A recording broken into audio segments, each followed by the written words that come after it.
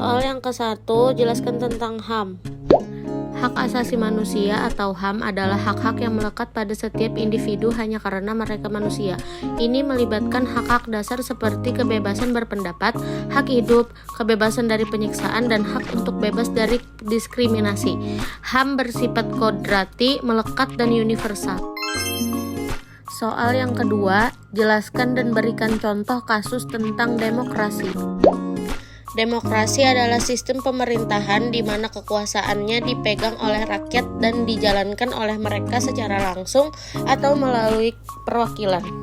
Demokrasi memiliki beberapa karakteristik seperti transparansi, akuntabilitas, dan pengawasan hukum. Contoh kasusnya seperti pemilu, adanya DPR dan kementerian, melakukan musyawarah, dan melakukan survei atau protes. Soal yang ketiga, bagaimana pendapat Anda mengenai otonomi daerah? Otonomi daerah merupakan kebijakan dan kewenangan yang diberikan kepada pemerintah daerah untuk mengatur daerahnya secara mandiri. Hal ini bertujuan untuk membebaskan pemerintah pusat dari berbagai beban dan menangani urusan di daerah, serta meningkatkan kesejahteraan masyarakat dan daya saing daerah. Otonomi daerah di Indonesia telah memberikan manfaat dalam membangun dan mengoptimalkan potensi daerah, serta meningkatkan partisipasi masyarakat dalam pembangunan. Namun pelaksanaan otonomi daerah juga dihadapkan pada sejumlah tantangan termasuk dalam bidang hukum, sosial, dan budaya. Perlu diperhatikan juga bahwa implementasi otonomi daerah juga menuntut tata kelola yang baik, sumber daya yang memadai, dan keterlibatan aktif masyarakat untuk menghindari potensi masalah seperti korupsi dan ketidaksetaraan antar daerah. Soal yang keempat, analisislah tentang masyarakat madani. Masyarakat madani merujuk pada konsep masyarakat yang beradab, berkeadilan, dan berperadaban tinggi yang didasarkan pada prinsip-prinsip moral dan nilai-nilai Islam. Masyarakat madani dianggap sebagai kerangka ekonomi yang diusulkan untuk mencapai kesejahteraan sosial dan ekonomi melalui penerapan prinsip-prinsip Islam. Konsep masyarakat madani mencerminkan upaya untuk menggabungkan prinsip-prinsip Islam ke dalam kerangka pembangunan sosial dan ekonomi, namun juga menimbulkan perdebatan terkait implementasinya dan keragaman pandangan terkait konsep ini. Beberapa poin analisis terkait masyarakat madani melibatkan partisipasi aktif, keadilan dan kesetaraan, toleransi dan keanekaragaman, etika dan moralitas, kemandirian dan kesejahteraan, pemerintahan yang baik, serta pendidikan dan pengetahuan. Penting untuk dicatat bahwa konsep masyarakat madani dapat diinterpretasikan dengan beragam cara, tergantung pada konteks budaya, sejarah, dan agama yang berlaku dalam suatu masyarakat. Soal yang kelima, sebutkan nama-nama tokoh dan jelaskan mengenai tata kelola pemerintahan yang baik dan bersih. Tata kelola pemerintahan yang baik dan bersih merujuk pada praktik-praktik yang transparan, akuntabel, efektif, dan berintegritas dalam menjalankan urusan pemerintahan. Prinsip-prinsipnya meliputi transparansi, akuntabilitas, partisipasi masyarakat, supremasi hukum, dan keterlibatan lembaga peradilan yang independen. Beberapa elemen utama dari tata kelola pemerintahan yang baik melibatkan 1.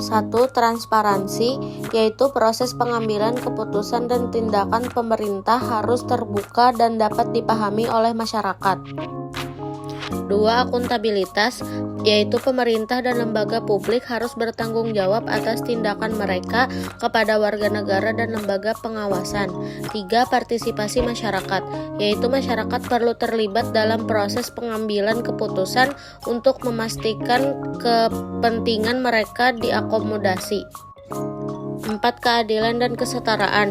Pemerintah harus menjamin pelayanan dan perlakuan yang adil dan setara kepada semua warganya.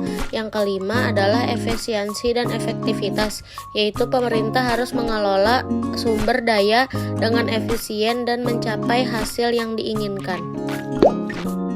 beberapa tokoh yang dikenal karena peran mereka dalam mendorong tata kelola pemerintahan yang baik dan bersih meliputi 1. Kofi Annan, mantan Sekretaris Jenderal PBB yang aktif mempromosikan prinsip-prinsip tata kelola yang baik dan bersih di berbagai tingkat pemerintahan. Yang kedua, Ngozi Okonjo-Iweala, okonom Nigeria yang dikenal sebagai pembela reformasi, keuangan, dan tata kelola pemerintahan yang baik. Yang ketiga, Lee Kuan Yew, mantan Perdana Menteri Singapura yang berhasil mengimplementasikan prinsip tata kelola yang baik dalam membangun negaranya. Yang keempat, Ellen Johnson Sirleaf, mantan Presiden Liberia dan penerima hadiah Nobel Perdamaian atas perannya dalam membangun tata kelola pemerintahan yang baik di Liberia. Selanjutnya yang kelima ada Tuli Madonsela, pengacara dan mantan pemimpin Ombudsman Afrika Selatan yang berperan penting dalam pemberantasan korupsi dan pemajuan tata kelola pemerintahan yang baik. Yang keenam ada Heng Ading, mengemukakan bahwa prinsip-prinsip transparansi dan akuntabilitas merupakan hal utama yang diperlukan untuk menciptakan tata kelola pemerintahan yang baik. Lalu yang ketujuh ada Eka Putra SEMM, seorang tokoh yang dinobatkan sebagai tokoh KIP oleh KI Sumbar yang berperan dalam membangun tata kelola pemerintahan yang baik. Dan yang terakhir ada Bobi Nasution. Dalam kepemimpinannya, Bobi Nasution diapresiasi karena menjalankan tata kelola pemerintahan dan birokrasi yang baik, yang merupakan contoh nyata dari implementasi tata kelola pemerintahan yang baik dan bersih.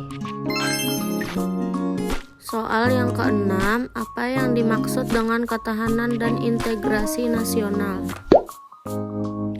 Ketahanan nasional merujuk pada kemampuan suatu negara untuk melindungi keberlanjutan dan kedaulatannya dalam menghadapi berbagai tantangan, baik dari dalam maupun dari luar.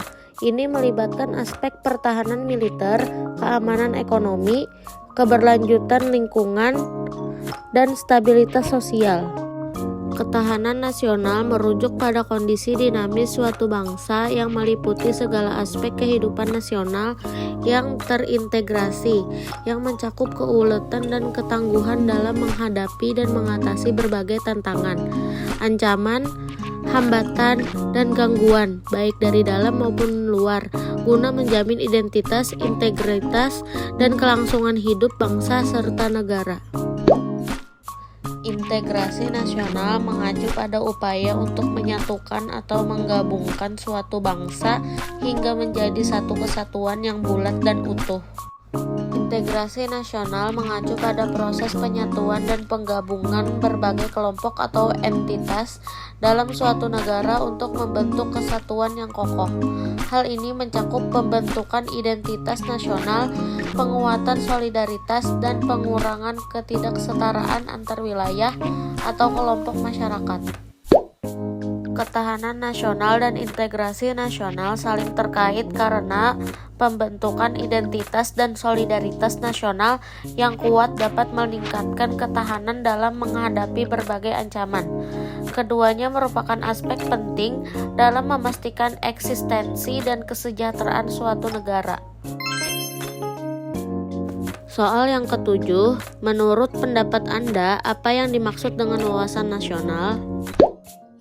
Wawasan Nusantara adalah pandangan dan sikap bangsa Indonesia tentang jati diri dan lingkungan yang mengutamakan persatuan dan kesatuan. Konsep ini mencakup pemahaman tentang keberagaman wilayah, budaya, sumber daya alam, serta potensi Indonesia sebagai negara kepulauan yang luas. Tujuannya adalah untuk membangun kesadaran nasional yang kuat, menjaga integritas wilayah Indonesia, dan memperkuat posisi Indonesia di mata internasional. Wawasan Nusantara adalah pandangan atau pemahaman yang mendalam tentang keberagaman dan kompleksitas geografis, sosial, budaya, dan politik di dalam wilayah kepulauan Indonesia.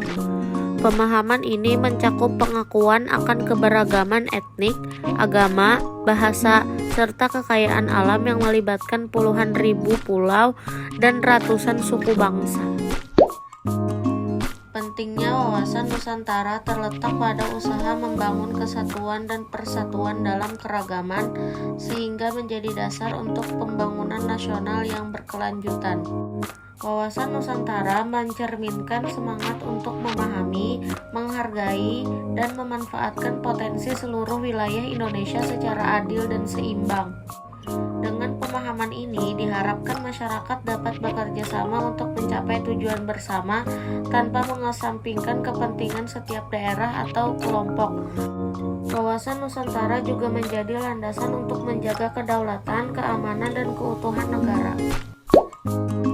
Pentingnya wawasan Nusantara dalam konteks global juga terlihat dalam kerjasama regional dan internasional, di mana Indonesia menjadi bagian dari dunia yang saling terkait dan terinterkoneksi. Oleh karena itu, memiliki pemahaman yang mendalam tentang wawasan Nusantara dapat membantu dalam merancang kebijakan yang mempromosikan pembangunan berkelanjutan, kesejahteraan masyarakat, dan keberlanjutan lingkungan di seluruh Nusantara Indonesia.